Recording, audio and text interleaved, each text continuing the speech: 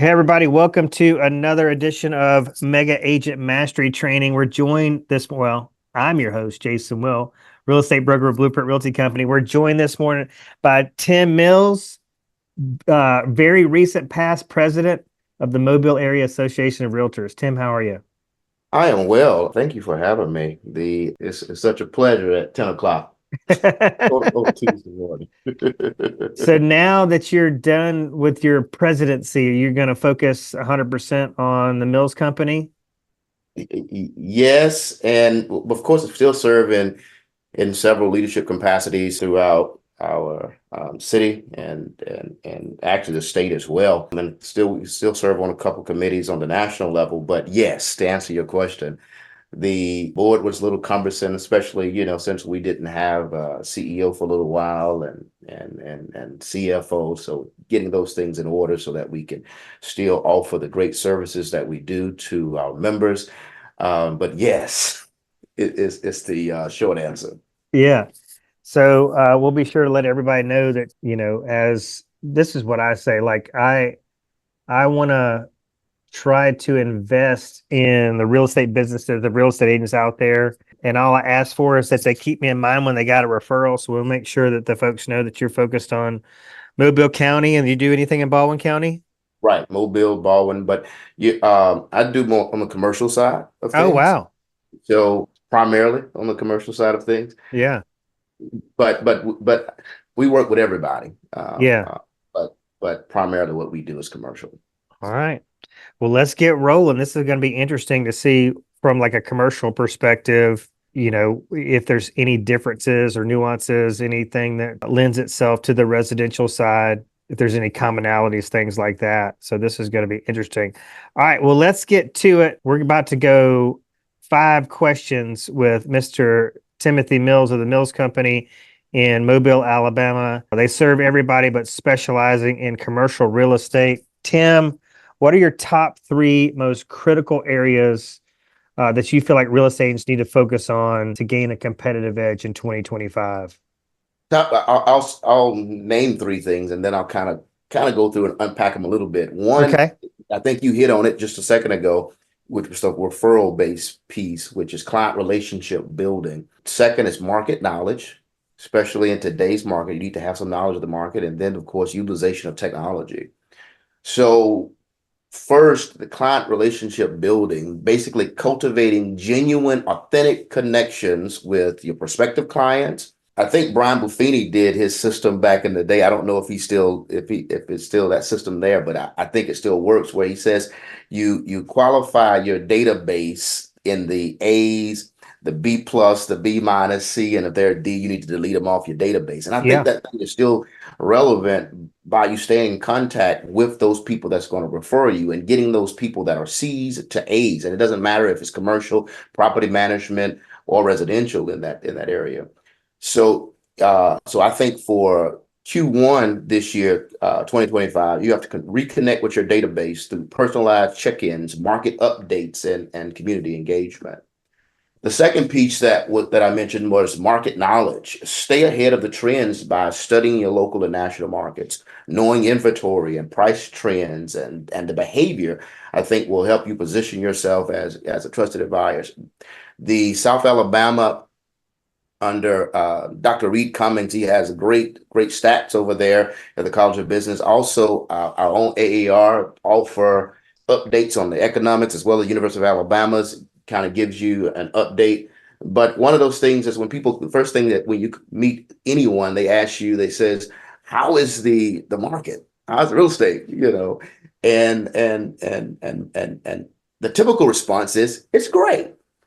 But does that separate you from someone else?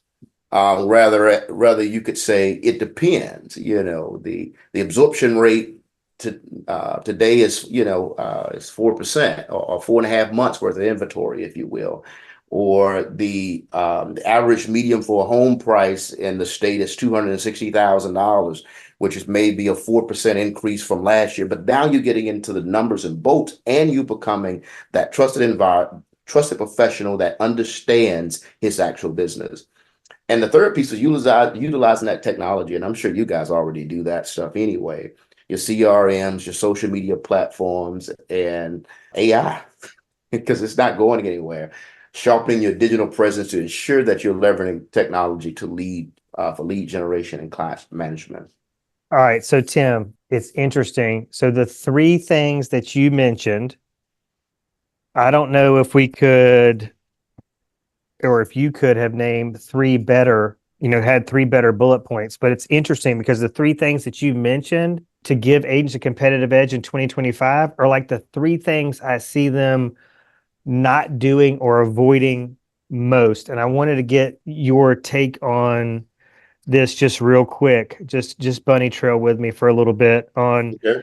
referrals. So, obviously, I think if you earn the right to ask for referrals through great service. Would you agree with that statement? 100%. So I 100%. don't know. Have you seen, like, have you gone through any personal struggles or maybe coached or mentored an agent that struggled with asking for business, even though, they've definitely earned the right to do so? I it pains me that agents avoid these three things that are so easy. They maybe not be simple, but they're just such easy strategies that it just kind of blows my mind that agents, are so fearful of it.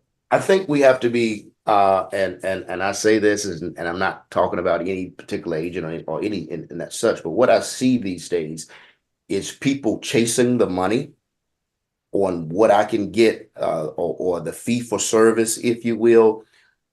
Some call it commission, but I like the word fee for service because I offered you and rendered you a professional service. And as a result, I was paid for the service that I rendered, if you will. And I think when we think and act like the professionals, if you will, you don't mind asking for the business, you don't mind asking for the referral.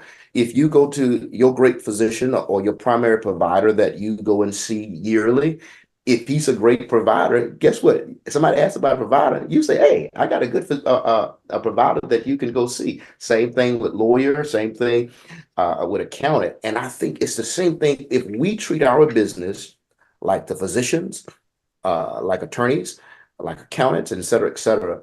I think that's the nuances, how we treat our business and how we think of ourselves in the business.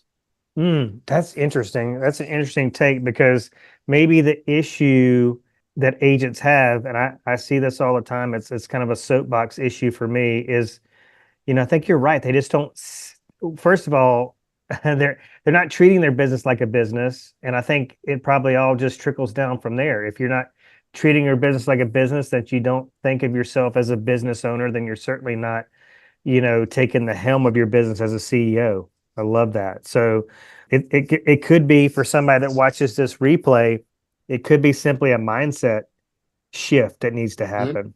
It's absolutely, Um, absolutely, it's a mindset. My attitude determines my altitude. What, how I think it, or if I hate to go, well, I don't mind going, but if you go theological, as a man thinketh, so is he, if mm, you will. So if mhm. I think this certain way, I become what I think. I think Napoleon Hill says it in his book on how to outwit the devil. Is what I think. Definiteness of purpose is what is the phraseology that he uses in the book. All right, market knowledge. Here's my take on market knowledge. Well, first of all, market knowledge is one of the top two. It's actually number one. It's the number one expectation of our consumers. So Right. people looking to buy, sell, invest in real estate are looking for an agent that has a significant depth of understanding in the marketplace, all facets of the marketplace. Right. What I see from this is agents don't don't invest in they're they're very dismissive, I think, of being learning based, being educational, being research based, if you will. So here's what I think it is.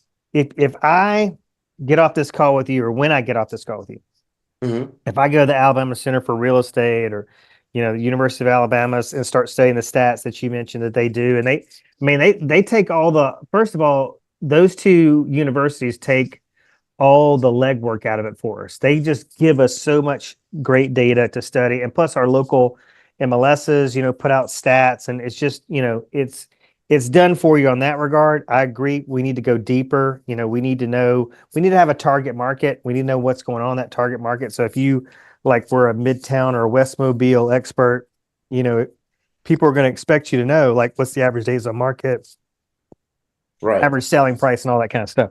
Well, so that most of their strategies, they don't do market research until somebody says, "Hey, Tim, I'm thinking about selling my house in Midtown." Then the typical agent starts doing all kind of research, right? So they don't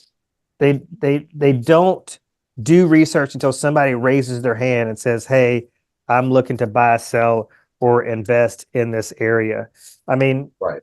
what do you think is up with that? I think again, if we consider ourselves a trusted advisor, everything has the philosophical thought is the end is commensurate with the means versus the end justifying the means. So let me break that down. Okay. As I begin the conversation is how is the real estate market? Somebody says great or unbelievable, but what if I say in the real estate industry accounted for 16.2 of Alabama's GDP in 2023, that which is worth about $48.7 billion, or total sales volume in 2024 was $1.2 billion in the state of Alabama.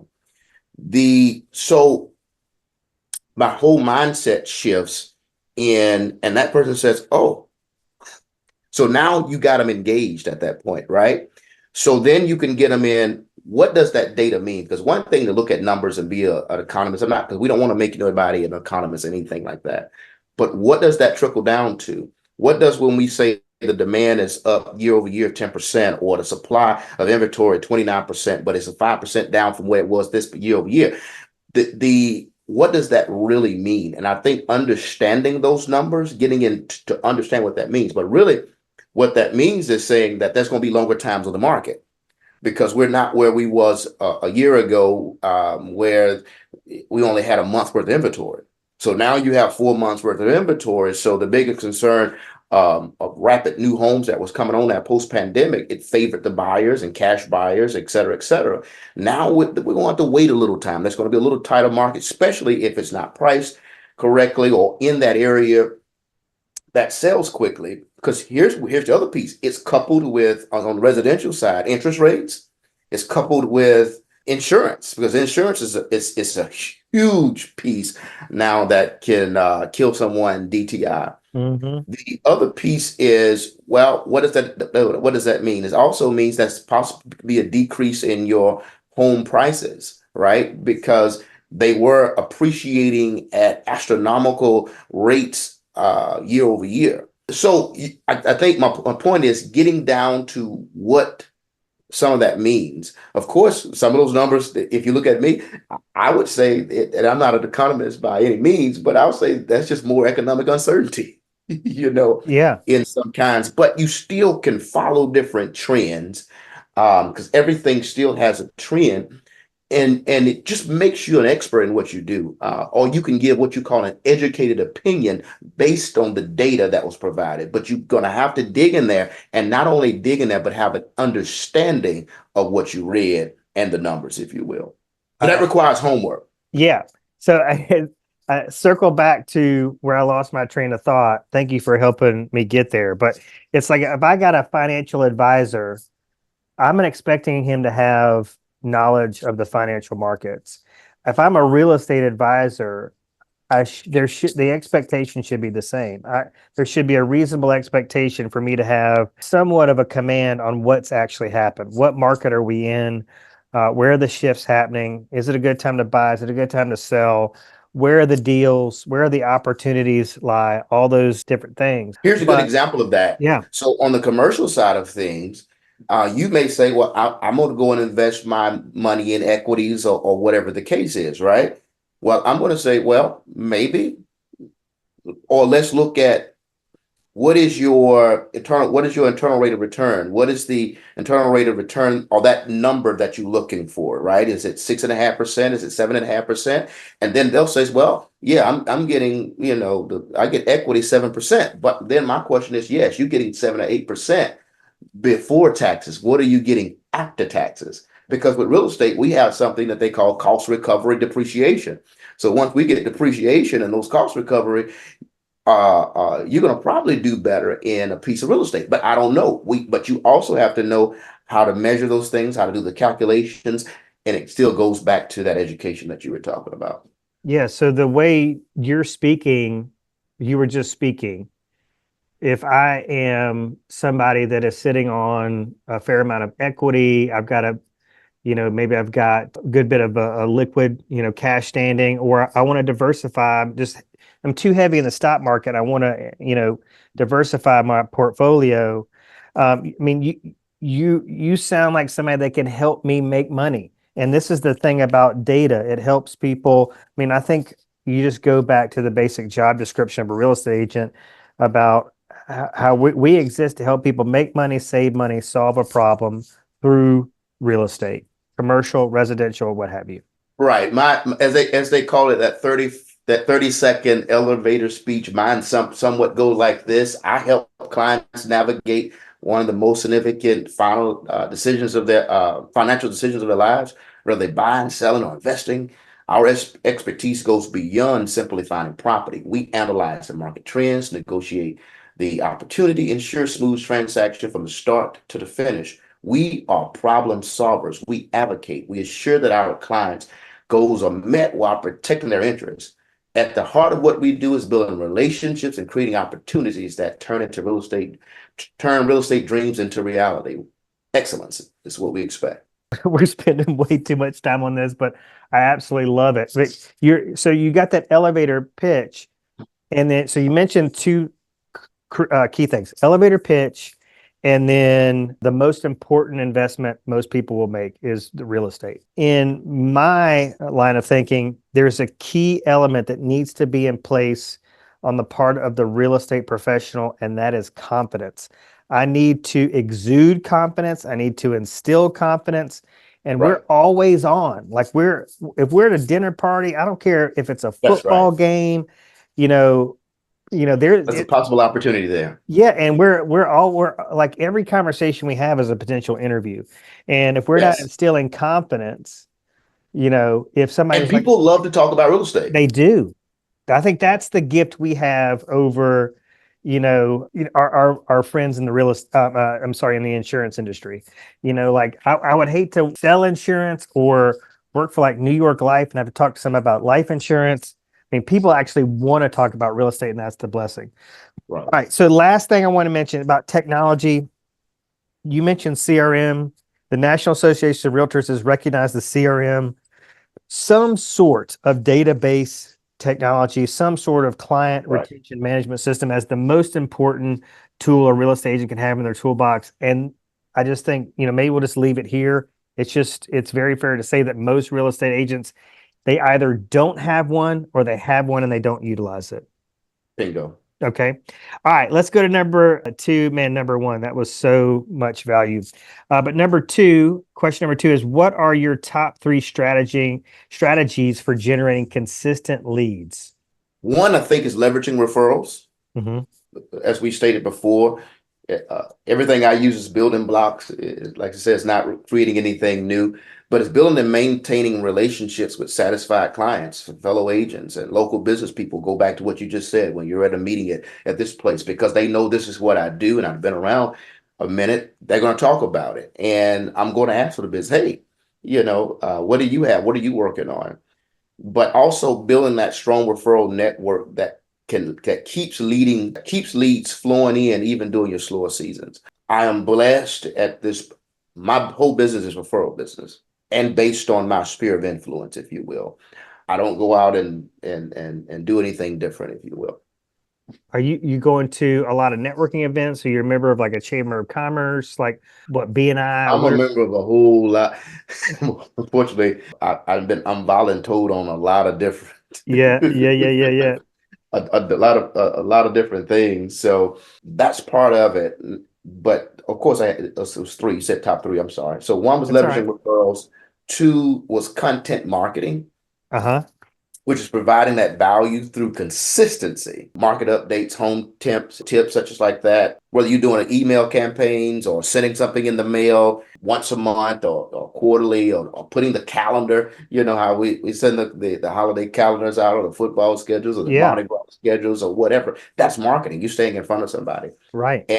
And the third piece is targeting prospecting, people using tools that like predictive analytics to identify potential buyers or sellers before they enter the market.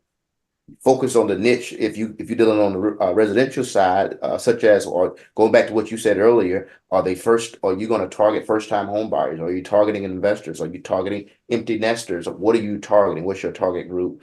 And that'll determine what type of networking or what type of chamber or what is it the young chambers or what type of group you should be associated with, because you got to be careful because you are the CEO but you're also the CFO, and if you start throwing too much money in too many things, that can be counterintuitive. Yeah. Love it. All right. So let's recap. So basically, it was going like, I think, three deep on your referral efforts, content marketing, and then was the third one predictive analytics?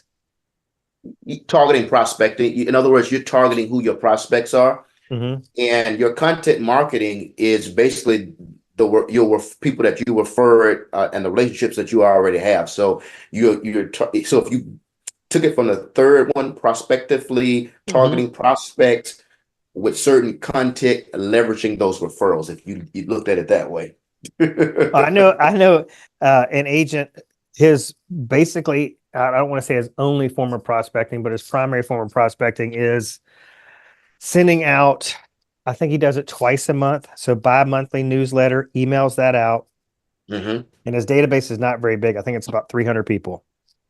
And he adds one or two, removes one or two, people move or whatever. I don't know how that works, but it stays around 300 people. But, that person at the beginning of the year, that agent could have emailed, the database in his newsletter and said, "Hey, what are some real estate topics of interest for my database? Or I'm trying to put a finger on the pulse of what you guys need from me in terms of real estate education or opportunities. You're looking to learn more about short-term rentals, foreclosure buying, long-term rentals, commercial Right. investments, moving up, downsizing, upsizing, and get some really good feedback from their folks." So there are programs out there, like you said, that you can invest in that'll say, "Hey, these people have like a 86% chance of moving in 2025. You need to call them."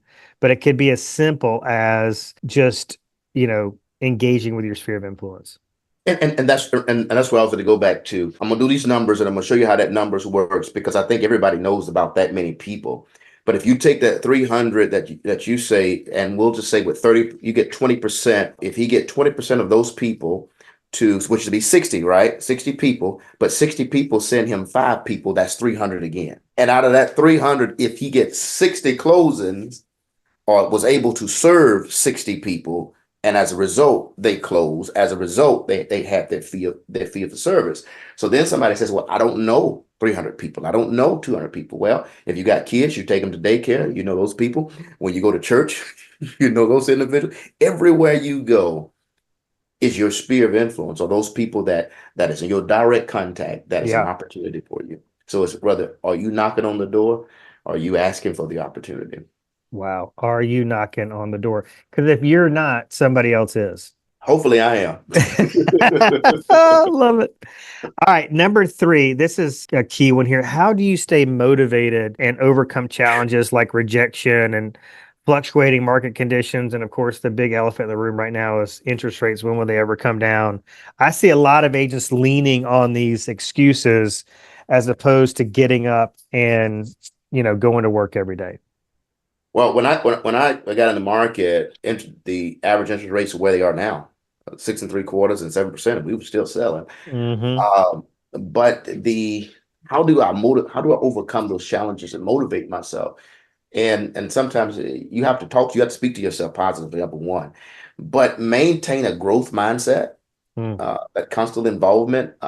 You have to treat rejection as an opportunity to learn and improve your approach. I think Tom Hopkins, I went to Tom Hopkins years ago. I used to go when I first got into business. And one of the things he says is, I never see failure as failure, but only a learning experience. I never see failure as a failure, but only a way to develop my sense of humor, if you will. Hmm. And so, again, these are obstacles, but obstacles can be overcome.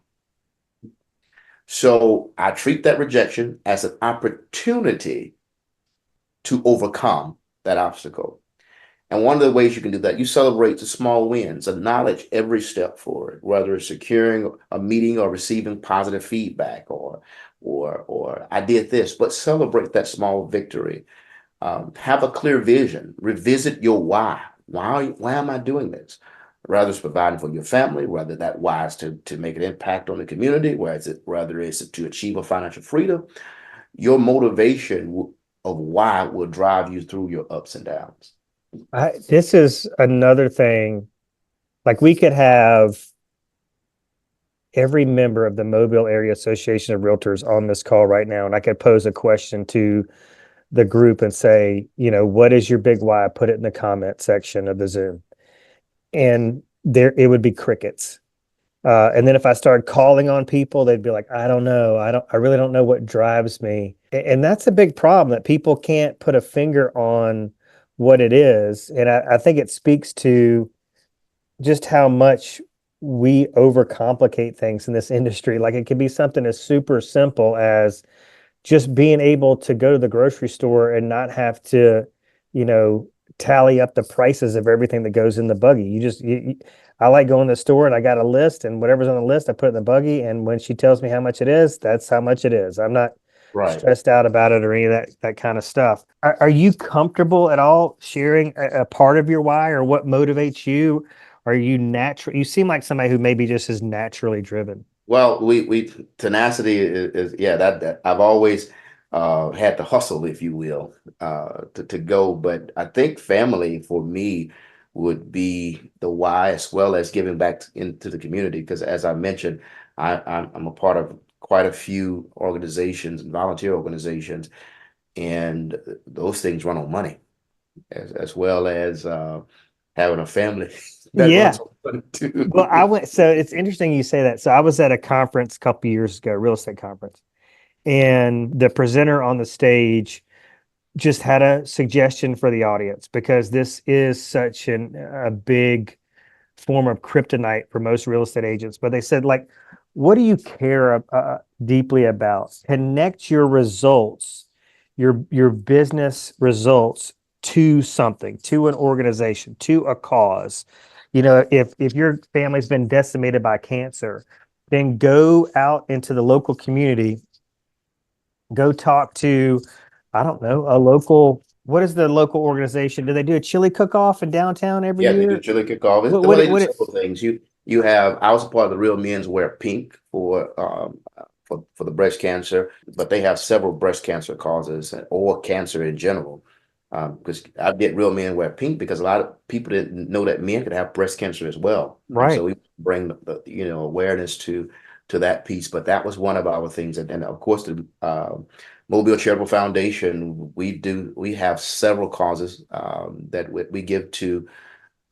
We did great last year, gave to pharmacy that give to people that can't afford their meds but need their meds. It's just so many things. So by the way, I know that's a shameless plug, but Mobile Charitable Foundations, think of us when you are have a little extras closing or sell. Um, it will go to great use. I have the pleasure of chairing it this year. So we're looking forward to doing some great things. So, like, if you had, I think maybe the easiest way to give people a visual of this or the showcase the power of how this strategy could impact your motivation is, like, let's just say you have a heart for animals. Just go to a kill shelter, look some of those animals in the eye, and then talk to the staff there and go, hey, if I was able to donate $100 a week or a month or whatever the case may be, or I was able to bring dog food in, what can I do to help these animals stay alive a week or two longer so they might have a better chance of getting adopted? Right. So whether it's Habitat for Humanity, you're putting coats and socks on the homeless, Right. whatever you have a heart for, that could That's really, right. really drive you because you're like, man, these dogs are depending on me, or these cancer patients are depending on me, or the homeless is depending on me for their meal today, their one meal today. That can be really, really powerful. Because our main purpose here on earth is to serve. That's just what it is. Yeah, and I wrote down, when we were talking about referrals that, because I did a lot of these interviews, Tim, last quarter, and it was finished strong, and now we're doing a start fast series. But one of our guests was a real estate mentor and coach, and he was just talking about focus on that experience. Like if you focus on service, you're going to provide a great experience, and then if you provide a great experience, the referrals are going to come naturally, and if Right. you stay top of mind through your content marketing and all those things like you mentioned, Right. then you're going to stay relevant and That's right. be present when, people have referral opportunities for you. All right, number 4, what are the most important skills and qualities for a successful real estate agent in today's competitive market?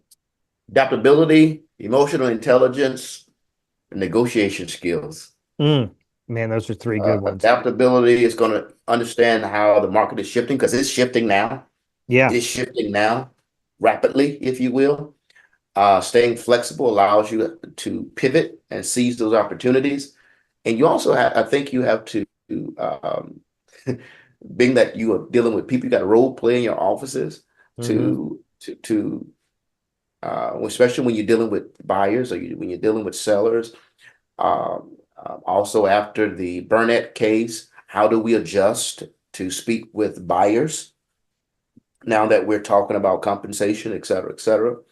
But having enough emotional intelligence to one, understand, but empathize with their needs as well, which will allow you to build that trust and strengthen those relationships. And then, of course, finally, you got to be able to negotiate in a competitive environment, whether you're negotiating your fee or negotiating on a transaction. You got to be able to secure the best opportunity for your client. That's just a must have, a must do. Well, everything's become a negotiation now. I mean, you got to get people to sign documents up front. Like you said, you got to make sure you get paid. The other thing about you mentioned market shifts. If you're not making market knowledge, a priority, then you're not going to know if the market's shifting, and then you're not going to know how to adjust your dialogue to talk to people or where people need empathy. You're just not going to know. So that was awesome. All right, we're actually going to get out of here, I think, on time, even though I bogged us down with question number 1. But number 5, what advice would you give to someone just starting out in real estate? So you got a new agent that comes to work at the Mills Company. What advice are you giving them to maybe get that first pending as fast as possible? I think you got to focus on learning. Education is key. Real estate school is great, but they don't really teach you the business. So invest in that. And I'm saying that from a brokerage leader or a mentor. You got to Hmm. invest into that person by helping them understand, okay, it's one thing to be informed about the industry and the trends. That is great. But your first year should be built about building a solid foundation. Do you know what line 6 of the purchase agreement is? Do you know what line 2 of the buyer's agreement is? Do you know what line 7 of your sales disclosure? Do you know what LOI is? What is contingencies? Learn those that paperwork back and forth, so that, and you got to be able to teach it. If you can teach that paperwork, then you know it. And if somebody asks you, then you're a trusted advisor. So I say focus on learning. The number 2 would build relationships, not transactions. Mm, Somebody that has a long-term career in this business that's rooted in trust. They prioritize the client's goals over short-term wins, and hmm. they'll remember you. I'm gonna say that again. Long-term career is rooted in trust. Yeah. Prioritize your client's goals over short-term wins, and they'll remember you. And then number 3, be consistent and persistent. Mm, Real estate is a marathon, it's not a sprint. Amen. Daily habits like prospecting, follow-up, skill developments will yield results over time, if you will. So So I believe by focusing on those principles, everybody at every stage of their careers can thrive regardless of the market condition. I went to, this has been a while back. You could probably tell this white on my face. I've been doing this a while, but went to a Keller Williams event and Dave Jinks was the Hmm. guest speaker there. And Dave Jinks was one of the kind of founding guys behind KW. Right, And we were talking, he was talking about this exact topic, like what new agents need to focus on. Absolutely. The biggest thing he could recommend was learning. But it's funny because he specifically focused on the contract, the paperwork. He's like, agents want to go out there and get that first listing or that first purchase agreement accepted, but they can't advise anybody on how to fill out the paperwork. So that creates, insecurity, and you're not projecting confidence, you're not prepared. There's a lot of problems there. So he's like, learn that paperwork backwards and forwards so that you could teach it. And that's really what a lot of times what we're doing when we sit down these consultations is we're telling people, what they need to know right. in these documents, because we know people are terrible about reading and really understanding and internalizing legally binding documents. So Right. We don't want to learn be about like it. the dog chasing the car. Excuse me, I didn't mean to cut you off. But you don't want to be like the dog chasing the car. The dog chases the car, but when the dog catches the car, what are you going to do with Yeah.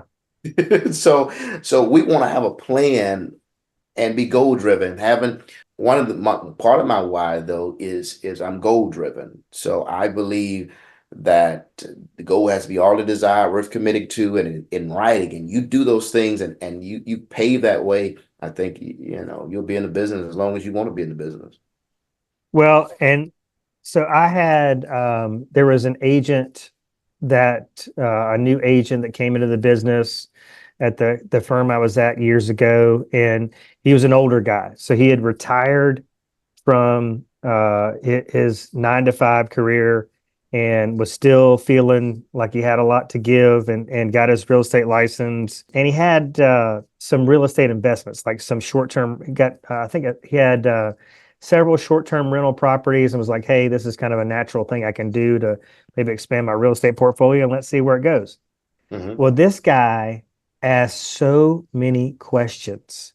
He was so annoying, but his real estate career went like this. And everybody in the office was like, what is the new guy doing? And it was as simple as anybody he thought he could learn something from, he Hmm. asked them if they had a few minutes to answer a few questions, and just constantly asking questions. Now, what I understand is that most agents aren't comfortable with that. They feel like they're going to bother people. They don't want to be a burden. They don't want people to know what they don't know, right? Hmm. And I've got a tip for those people is that you can go to the search bar of Google or YouTube and ask the question there and get the mentorship virtually and maybe not directly, but it all goes back to the common denominator of learning. It's just, if you don't ask, if you don't ask a lot of questions or seek the information, you're just not going to know, and you're going to get left Right. behind. Right. And I would probably say in closing that the path to success in real estate is paved with resilience, adaptability, commitment to serve. Every market fluctuates, every rejection, every challenge is an opportunity to grow stronger, learn more, and become better.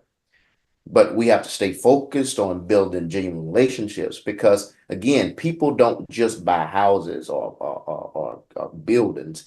They seek homes, dreams, and security. And our job is the ability to guide them through that journey, which makes us more than a professional. It makes us the trusted partner. So when we embrace, whether we're talking about innovation and remain a student of the industry, Mm. knowing the tools and the strategies that we master today, whether we're creating opportunities for tomorrow. But here's the thing, it don't happen overnight. We have to remember that consistency over time breeds success. Small daily actions lead to monumental achievements. And then above all, we have to keep the why. at the center of our work, whether it's supporting our family, impacting the community, or achieving, that personal goal. And we do that with clarity of purpose and a heart to serve. And the possibilities in real estate are limitless. So in closing, would say your journey is not about selling homes. It's about transforming lives. Hmm.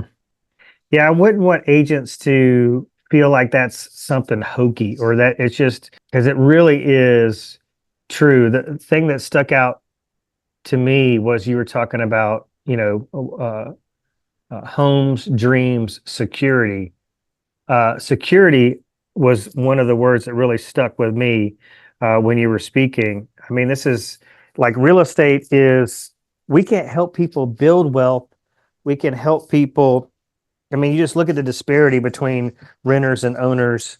We're in the business of the American dream. It really is real. And maybe it's taking responsibility of that. Maybe the responsibility is too great, and you're just not willing to accept it because it's too great.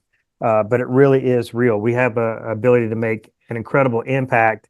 And you were talking about like, what percentage of real estate in relation to the GDP. I mean, like real estate is a huge part of state, local, and federal economies. That's right. We're important, Right. and we have to own that, or people are going to be able to sniff it out. They're going to be able to tell who's a professional and who's not, who really cares about the business and who doesn't. Years ago, and I'm gonna hush because I'm Baptist and we can go along. But um, I think when I was early on in my career, and I was able to serve this gentleman. Had to be about 65, and it was his first time ever purchasing anything. It was his first home. And this man, we got to the closing, and he cried and he cried and he cried, and that was a long lasting impact for me. That we were able to serve him, and that's how, from that point on, I took my business and serving the people serious from that point on.